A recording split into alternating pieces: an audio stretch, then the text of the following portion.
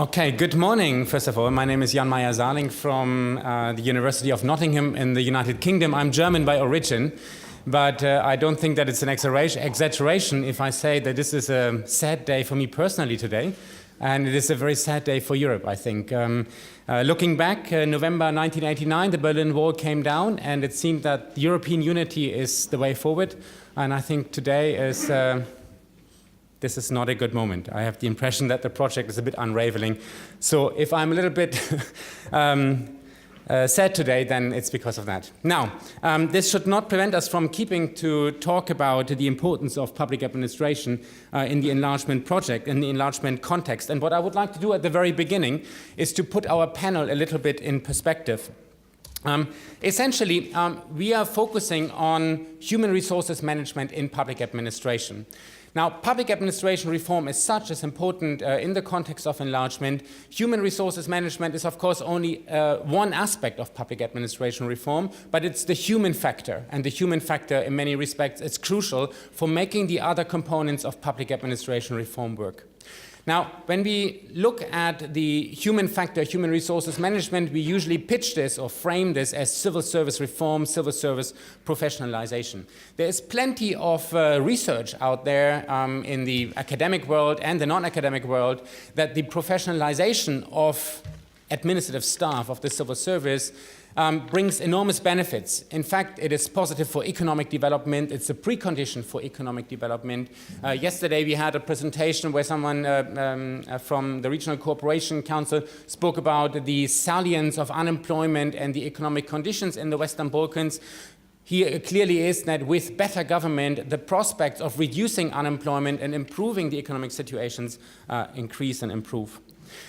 There is clearly, we know there's a strong relationship between the quality of human resources in public administration and the problems of corruption in public administration. The more professional human resources are, the less corruption we usually find. We also see that when we look around the world, not just across Europe, that professional bureaucracy, in particular professional human resources, are an essential component of a consolidated democracy, and they improve trust in government. Much of the vote in Britain against the European Union has been a vote of distrust in the political elite. So it is extremely important to improve trust in public institutions, and a professional civil service is one of the key components of that. Now, the international organizations recognize the importance of public administration, increasingly we could say, because it is part of the enlargement strategy, because SIGMA has rejuvenated, relaunched the European principles, and because, of course, the Regional Cooperation Council has launched the Southeast Europe 2020 strategy, and public administration figures very strongly in all of these documents. Now, if we look at the Western Balkans, despite the importance of the issue, we can often ask ourselves whether the glass is actually half full or is it half empty. In many respects, there's good news. So since the late 90s, really, and until the mid-2000s, it is clear that countries have invested in reform. They have adopted civil service laws, which really symbolize the professionalization, first of all, but they are not sufficient for professionalization on the ground. However, when we look at practices, and especially since the mid-2000s, often there have been concerns that these reforms and the legislation that has been adopted in that context have not been sufficiently well implemented. As a result, reforms have often remained ineffective. There are lots of concerns over corruption and lots of concerns over persisting politicization, hence political interference with personnel policy in public administration.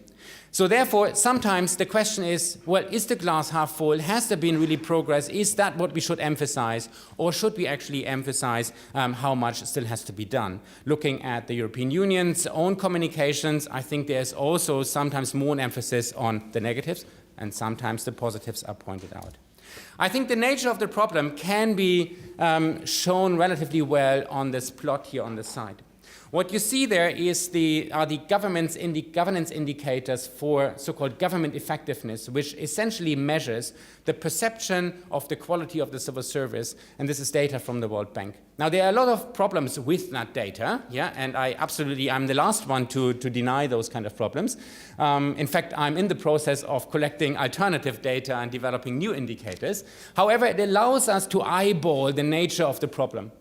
What you see there is the average score for the quality of the civil service for the EU 28, for the Western Balkan states, and for the new member states that joined between 2004 and 2013. So Croatia is in this middle line there. And you see that the, generally for the EU, the average score for the quality of the civil service is fairly high.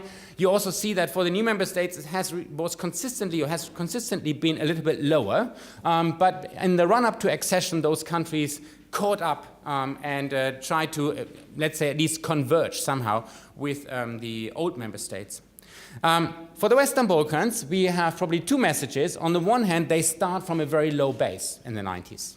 This is the impact, in a way, of the delayed transition and the war in the Balkan countries. However, you have then an impressive catching up until the mid-2000s, around 2004, 2005.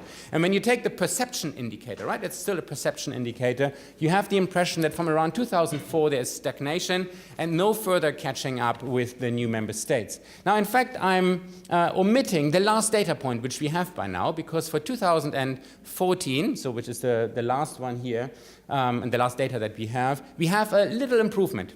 Yeah, for the region, except for Bosnia is the one country where that's not the case. For all the others, you have a little improvement. So we could say, you know, there is some light appearing again.